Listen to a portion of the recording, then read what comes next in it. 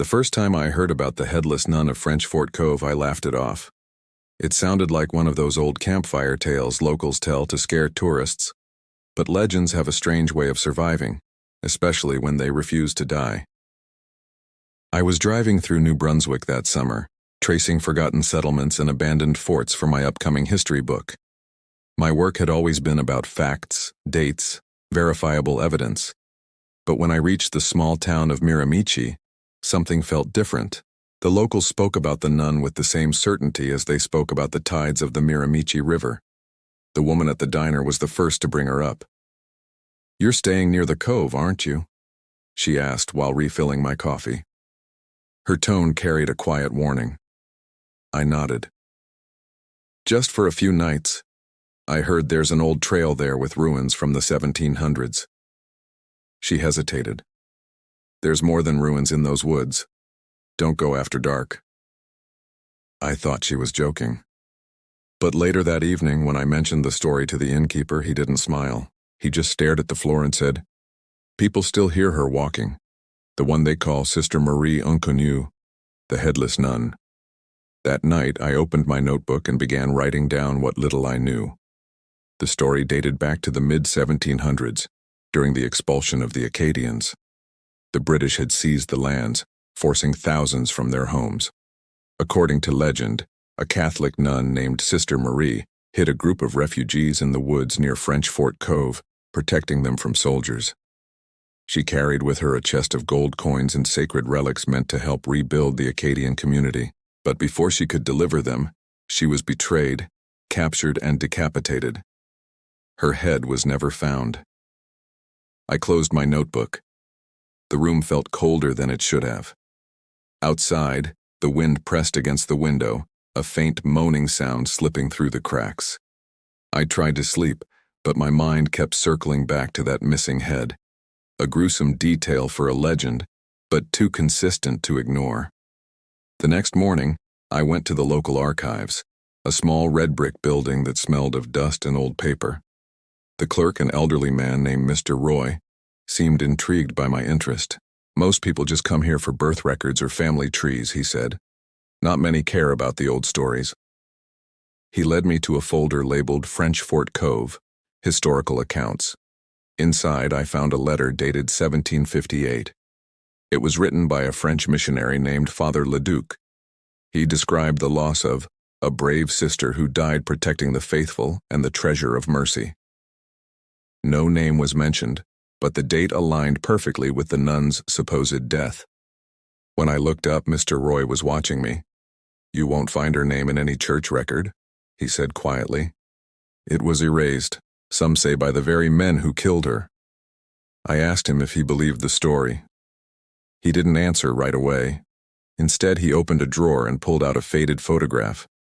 It showed a group of men standing by the edge of the cove in 1923. Behind them, the trees seemed to fold inward, like shadows swallowing light. "Two of those men went missing the next week," he said. "They were looking for her treasure." By afternoon, I decided to visit the site myself. French Fort Cove wasn't far, a stretch of dense forest surrounding a calm body of water that shimmered dark under the gray sky. The path wound between thick birch trees, their bark pale like old bones. Birds were silent. Even the wind seemed to hold its breath. Halfway down the trail, I noticed something carved into a tree. It was a small cross, weathered and cracked. Below it, faint words, "Sœur Marie, pardonne-nous." "Sister Marie, forgive us." The air turned still. My skin prickled. Something about that message felt too deliberate, too personal. I took a photograph and kept walking. The trail ended near the water's edge where a wooden footbridge crossed the cove. Beyond it, the trees grew darker, thicker. Locals said that's where she appears, wandering, silent, searching for her head. I stood there, listening. Only the sound of water against the rocks. No birds, no insects, just that soft, rhythmic lapping, like breathing. I don't know how long I stayed. Maybe minutes, maybe hours. At some point, the sky began to dim. Clouds rolled in, heavy and low. The forest took on a bluish hue and a mist crept across the water. I decided to head back, but as I turned, I heard something behind me. A rustle. Slow, deliberate, like footsteps through wet leaves. I froze. The sound grew closer. One step, then another. I called out, "Hello?"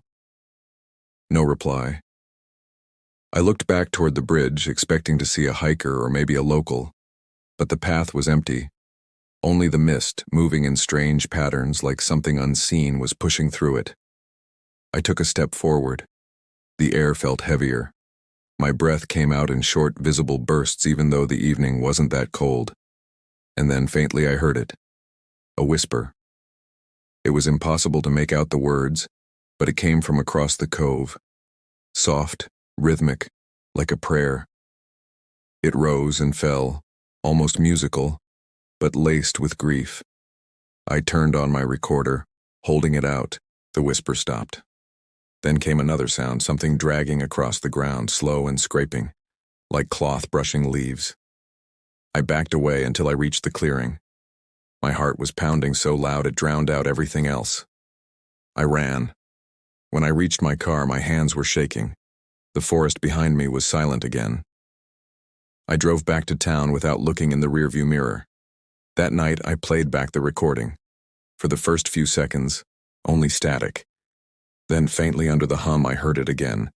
The whisper. This time, the words were clear. A woman's voice. Broken, low, but unmistakable. She said, "Return what was taken." I stopped the recording and stared at the screen. The file timestamp was wrong. It showed 1758, and that was when I realized this wasn't just a legend. Something in those woods was still waiting. The next morning, I woke up to the sound of church bells. They echoed faintly through the fog, slow and distant, like something calling from another century. For a few seconds, I thought I was dreaming. But when I stepped outside, the town was already awake. People going about their day as if nothing haunted their nights. I couldn't stop thinking about what the voice on my recorder had said. Return what was taken. The words looped in my mind like a curse. It didn't sound like anger. It sounded like grief. At breakfast, I asked the innkeeper if there was an old church nearby. He looked at me cautiously. "St. Peter's," he said. "But it's been closed for years. The diocese stopped services after the roof collapsed." "Why?" I hesitated. "Just research." The road to St. Peter's wound through the edge of town, then disappeared into the trees. The church stood on a hill, small and crooked, its wooden frame blackened with age. A single iron cross leaned sideways at the top. The door was chained, but one of the side windows had been broken long ago. I climbed through. Inside, the air was thick with rot. Dust hung in shafts of light cutting through the broken roof. Old hymn books lay scattered on the pews, their pages swollen from moisture. The altar was covered in a thin layer of dirt, and behind it, a stone plaque bore an inscription so faded I could barely read it. In memoriam sur Marie, fidèle servante de Dieu. I froze. The name wasn't supposed to exist. Mr. Roy had said all church records of her had been erased. Yet here it was, etched in stone. I pulled out my notebook, jotting down everything. Then I noticed something else. A narrow trapdoor near the altar, half buried under rotted floorboards. It looked old, older than the church itself. When I pried it open, a cold draft rose up from below. The air smelled of earth and salt. A staircase descended into the dark. I hesitated at the top, my flashlight trembling slightly in my hand. There was no reason to go down, not a good one anyway, but curiosity is a cruel master. I stepped inside. The staircase opened into a small stone chamber, damp and silent. A few candles, long extinguished, sat on the floor. On the far wall, a symbol was carved into the rock, a cross intertwined with a circle. It was the same symbol I'd seen in old Akkadian relics often used to mark sacred burial grounds. Then I saw it. In the center of the chamber lay a wooden chest, half rotted, bound with iron straps. Its lid was carved with the letters SM. I knelt beside it, brushing away the dust. The lock had rusted through years ago. Inside were two things: a rosary made of black beads and a fragment of parchment. The parchment bore a single Latin phrase, caput non inventum. The head was not found. A shiver ran through me. I reached for the rosary, but as soon as my fingers touched it, the air shifted. A whisper stirred behind me, low and breathless. Then another, closer. I turned, but the chamber was empty. When I climbed out of the trapdoor, the church was silent again. But something was different. Outside, the fog had thickened. The trees swayed, though there was no wind. And from somewhere near the cove, a bell rang once, then again. I drove straight to the archives. Mr. Roy was there sorting old photographs. When I placed the rosary on his desk, his hands trembled. "Where did you find this?" "Under St. Peter's," I said. "There's a hidden chamber." He looked horrified. "That church was built on the ruins of an older one. The first mission. You shouldn't have gone there." He searched through a drawer and pulled out a yellow document. "This is from 1760, he said. "After the British burned the mission. It mentions a missing nun, Sister Marie Inconnu. They never recovered her remains, but they found something strange at the site." "What?" "A burial without a body. Only a habit and rosary were laid in the coffin." I told him about the parchment, the Latin phrase. He nodded slowly. "They buried her without her head, and maybe without peace." I left the archives shaken. The air outside felt heavier, the sky darker, though it was only afternoon. The more I uncovered, the clearer it became that this was no mere legend. Someone had tried to erase her memory, yet traces of her kept resurfacing. Like the forest itself refused to forget. That evening I returned to the cove. The water was still, smooth like glass. Mist floated just above its surface. I walked along the bank, near the old bridge where I'd heard the whispers before. And that's when I saw it. Half submerged near the shore, something jutted out of the mud. At first I thought it was driftwood. Then the light caught it. It was stone, shaped roughly like a human head. I waded closer. The water was icy, numbing my legs. The object was a statue, or what was left of one. A woman's face, eyes closed, the rest chipped away by time. At the base, faint lettering, Marie. I touched the surface, cold, slick, too real. And as I did, the water rippled. A low hum rose around me, like the echo of a choir beneath the lake. Then from behind, footsteps again. I spun around. No one there. But the air was charged now, thick with static. The reflection on the water shifted. For a brief second I saw her, a woman in white, standing behind me, her hands clasped, her neck a hollow shadow. The vision shattered when a branch snapped nearby. I stumbled back, fell into the shallows, my flashlight landing face down. When I grabbed it again, the figure was gone, but the footprints were there, bare, wet, leading away from the water and up the trail. I followed them without thinking. They led me through the trees to a small clearing I hadn't seen before. At the center stood a wooden cross, newer than the others, freshly painted. A plaque at its base read, "For those who disturbed her rest." My stomach tightened. The wind howled through the trees and I swore I heard it again. The same voice from my recorder, closer this time. "Return what was taken." I dropped the rosary. The voice stopped. Silence fell, deep and final, but when I turned to leave, the water in the cove began to stir again. Slow circles widening across the surface as if something below had awakened. I ran back to my car and didn't look back until I reached the main road. The rosary was still lying in the clearing, glinting faintly in the dying light. That night I couldn't sleep. In my mind, I kept seeing her reflection in the water, the hollow where her head should be, and the whisper that had followed me out of the forest. I realized then that she didn't just want vengeance. She wanted her story told, and I had already become part of it. Sleep came in fragments that night. Every time I closed my eyes, I saw the same image. A nun's habit floating in dark water, her hands folded over nothing. By dawn, I gave up trying to rest. I drove to a nearby parish in Chatham, where an active church still stood. The priest there, Father Armand, had a reputation for keeping old records that even the diocese had forgotten. He greeted me politely, but when I mentioned French Fort Cove, his expression changed. "You're digging in dangerous soil," he said quietly. "That place remembers things it should not." I told him about Sister Marie Inconnu, about the trapdoor under St. Peter's, about the rosary. At the mention of the name, he crossed himself. "You shouldn't say it aloud," he whispered. "Names have weight."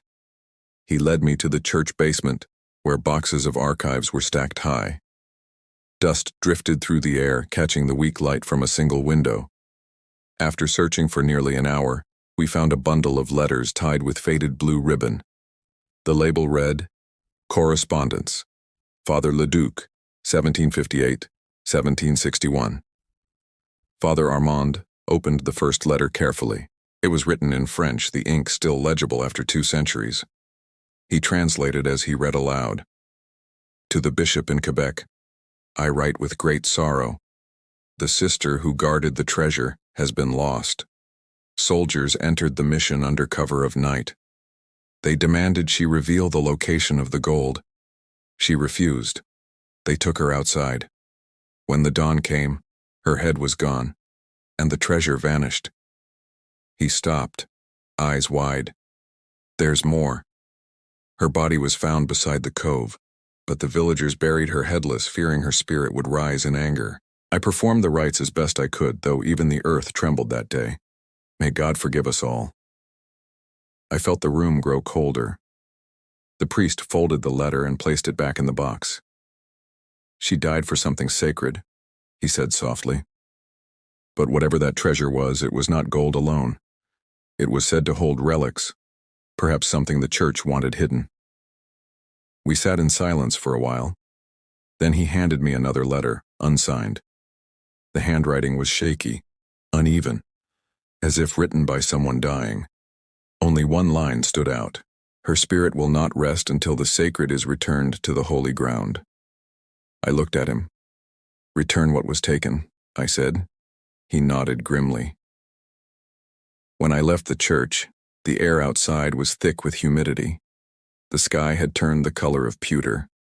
Storm clouds gathered over the tree line where French Fort Cove lay waiting.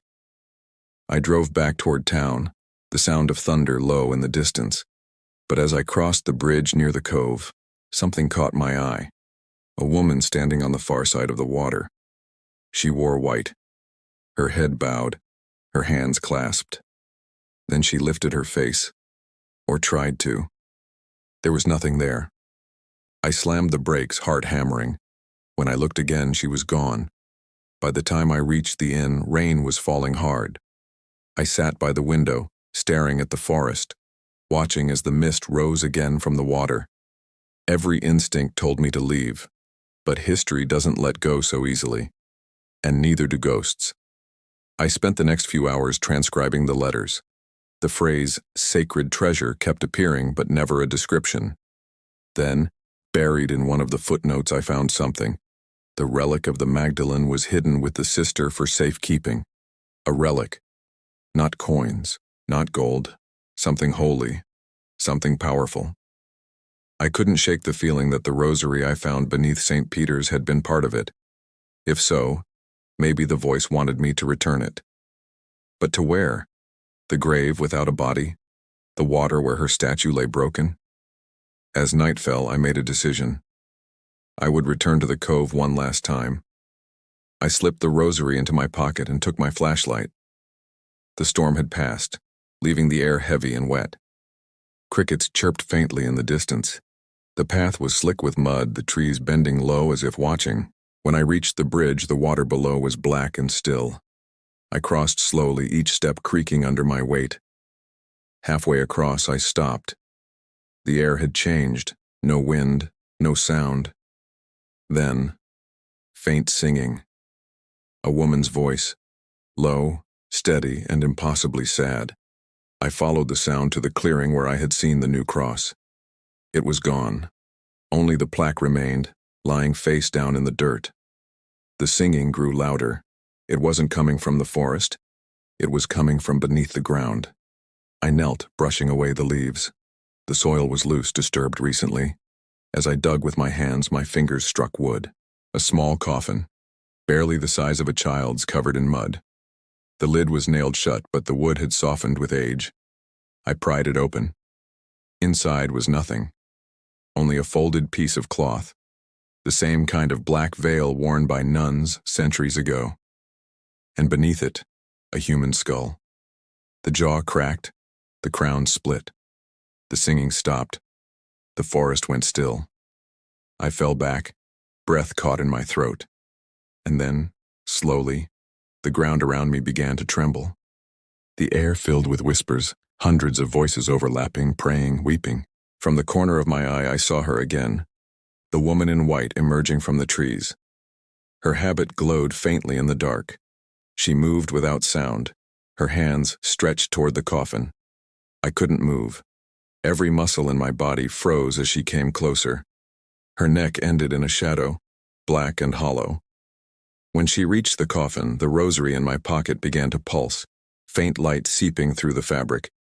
I took it out, holding it up. The whispering grew louder. Then her voice, the same one from the recording. Return what was taken. I placed the rosary inside the coffin, beside the skull. For a moment, nothing happened. Then the light spread across the ground, soft and white, washing over everything. Her figure began to fade. She turned toward me, her faceless gaze somehow full of sorrow. And then she was gone. The light vanished. Silence fell. Only the sound of water lapping at the shore remained. I stood there, shaking, drenched in sweat and rain. When I looked back down, the coffin was gone. Only the earth remained, smooth and untouched. No footprints, no sign I'd ever dug there. I stumbled back to the car, my mind spinning. Had I imagined it? Had I really freed her? When I reached the inn, dawn was breaking. The rain had stopped and the town was wrapped in silence. I collapsed on the bed, exhausted. Before I drifted off, I noticed the recorder on the nightstand. The red light blinked once, then played back on its own. The same voice whispered, softer this time. Mercy.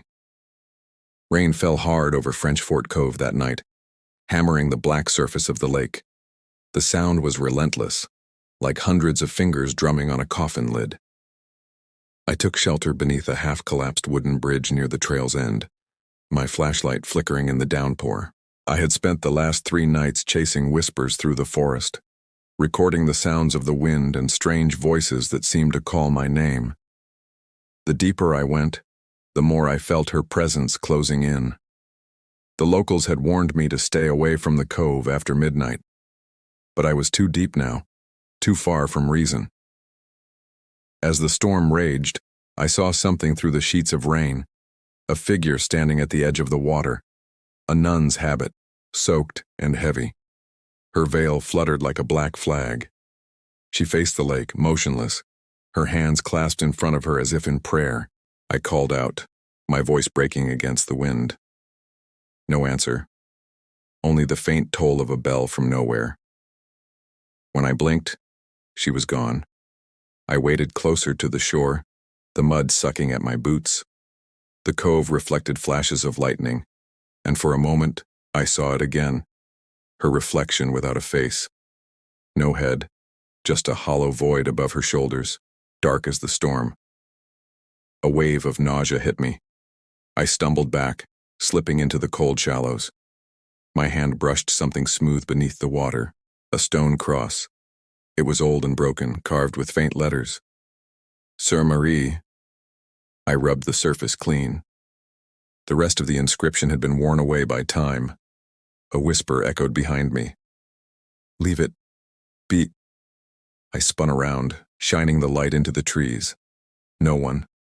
Only rain. Only the sound of dripping branches and my own heartbeat. The voice came again, softer, trembling.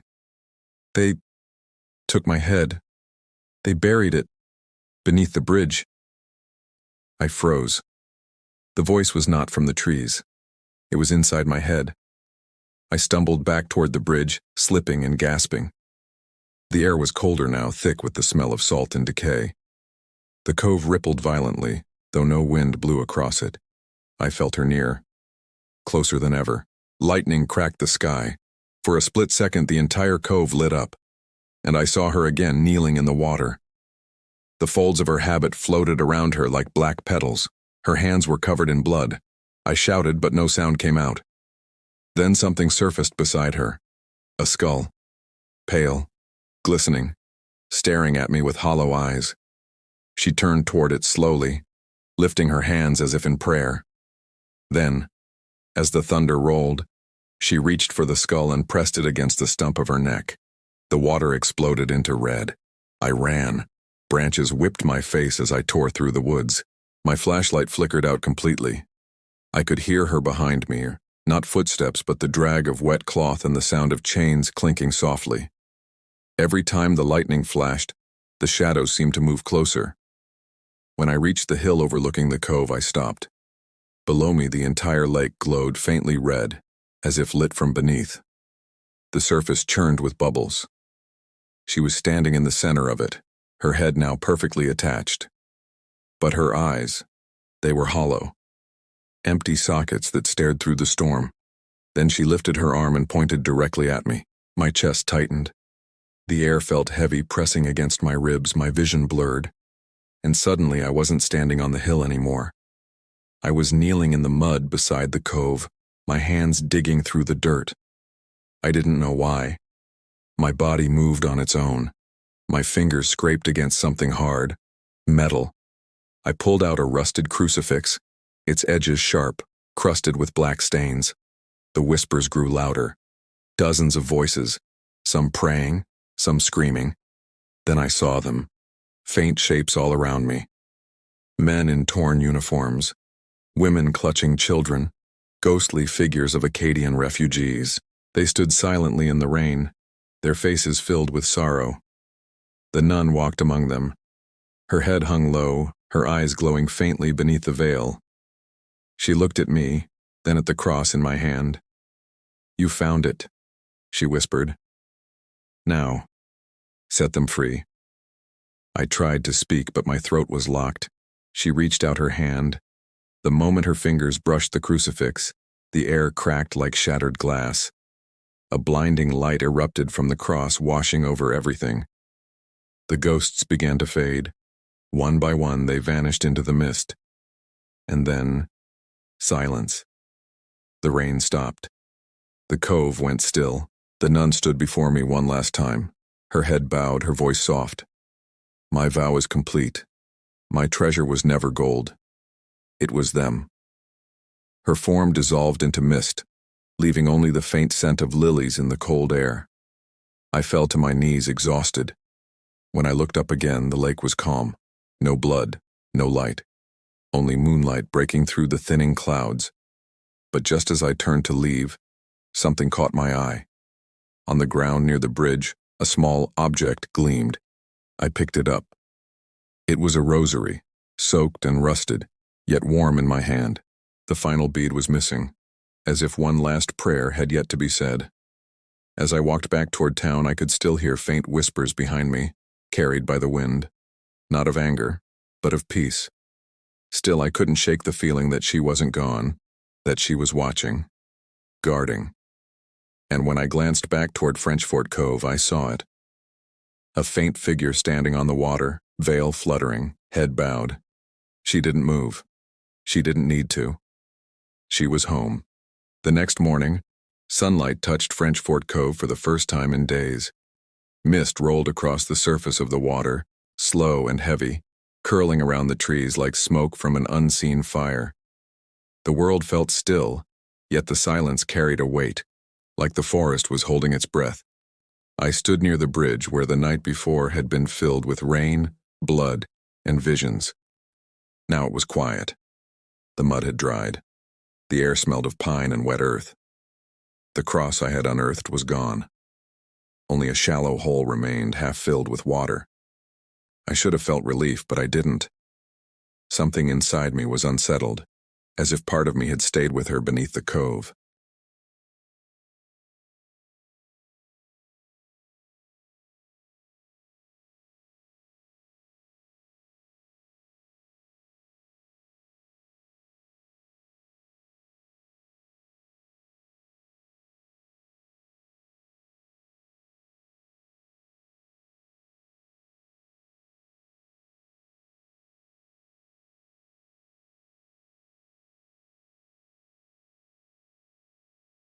Depends what you mean by real. This place remembers.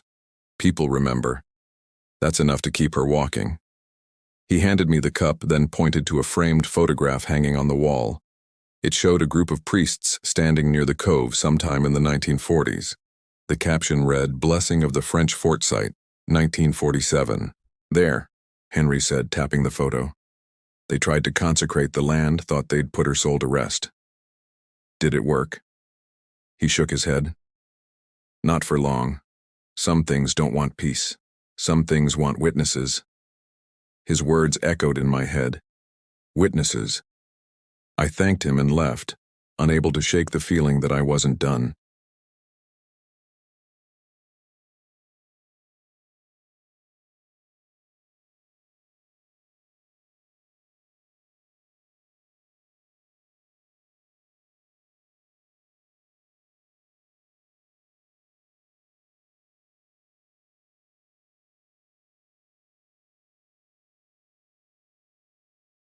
When I reached the bridge, I stopped. The air was different here, thicker. The smell of salt and lilies lingered faintly. I knelt beside the hole where I had found the cross.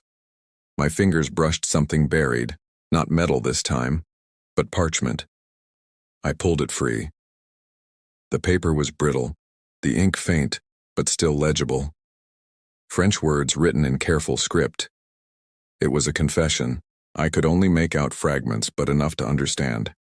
It was signed by Father Guillaume, dated 1758. He confessed that soldiers, under his direction, had executed Sister Marie after she refused to reveal where she had hidden gold meant for the Acadian refugees. She would not speak. She prayed as we raised the blade, "May God forgive us." My chest tightened. The treasure she guarded had never been hers. It was meant to save lives, and she had died protecting it. A sound broke the silence. The water rippled. She was there again. This time her form was faint, barely solid, more light than flesh. Her head was bowed, the rosary glinting faintly in her hand. I didn't run. I couldn't. She lifted her face. Her eyes were no longer hollow. They glowed softly, filled with sorrow instead of rage. I held out the parchment. "I know what they did," I said quietly. "You don't have to wander anymore." She didn't speak. The air trembled with a low hum, like distant chanting. The water reflected her image, steady and clear. Then, from the lake, the silhouettes of others began to rise, faint outlines of men, women, and children. The refugees she had tried to protect.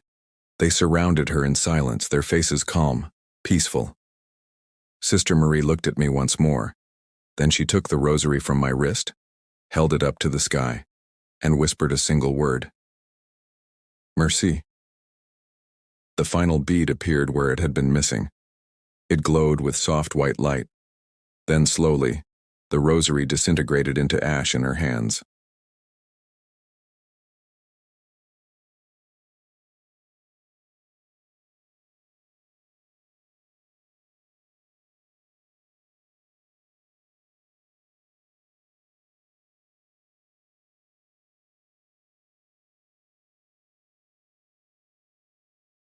The light in her eyes dimmed gently like a candle being blown out, and then she was gone. The cove fell silent again. I stood there for a long time, the weight of centuries pressing against my chest. When I finally walked back toward the town, the forest seemed lighter. The air moved again. The shadows had softened. In the distance, church bells began to ring, faint but steady. No one else seemed to hear them. I returned to my inn and sat by the window until dawn. The next morning I drove out of Miramichi, the fog following the car until I reached the open highway. Yet something drew my eyes to the rearview mirror.